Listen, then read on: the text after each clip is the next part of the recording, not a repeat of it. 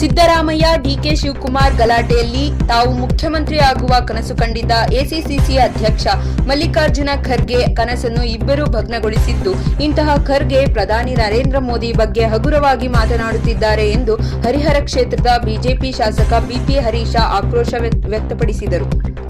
ನಗರದಲ್ಲಿ ಶನಿವಾರ ಸುದ್ದಿಗೋಷ್ಠಿಯಲ್ಲಿ ಮಾತನಾಡಿದ ಅವರು, ಕಾಂಗ್ರೆಸ್ ಪಕ್ಷವನ್ನು ಕಟ್ಟಿದಂತಹ ಡಿಕೆ ಶಿವಕುಮಾರ, ರಾಜ್ಯದಲ್ಲಿ ಹೆಚ್ಚು ಶಕ್ತಿ ಹೊಂದಿರುವ ಸಿದ್ದರಾಮಯ್ಯ, ಎಐಸಿಸಿ ಅಧ್ಯಕ್ಷ ಮಲ್ಲಿಕಾರ್ಜುನ ಖರ್ಗೆ ಕಂಡಿದ್ದ ಸಿಎಂ ಆಗುವ ಕನಸನ್ನೇ ಭಗ್ನಗೊಳಿಸಿದ್ದು, ಇದೆಲ್ಲದರಿಂದ ಖರ್ಗೆ ಬಾಯಿಗೆ ಬಂದಂತೆಲ್ಲ ಮಾತನಾಡುತ್ತಿದ್ದಾರೆ ಎಂದರು. ನಮ್ಮ ದೇಶದ ನಾಯಕನಿಗೆ ಅಗೌರವ ತೋರುವಂತಹ ಹೇಳಿಕೆಯನ್ನು ಖರ್ಗೆ ನೀಡುತ್ತಿದ್ದಾರೆ.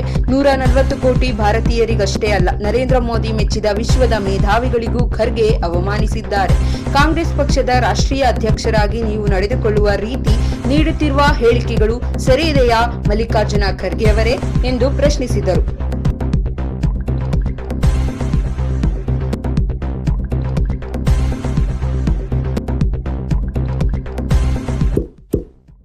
ಇಂತಹ ಇನ್ನಷ್ಟು ವಿಡಿಯೋಗಳಿಗಾಗಿ ಲೈಕ್ ಮಾಡಿ, ಫಾಲೋ ಮಾಡಿ, ಶೇರ್ ಮಾಡಿ.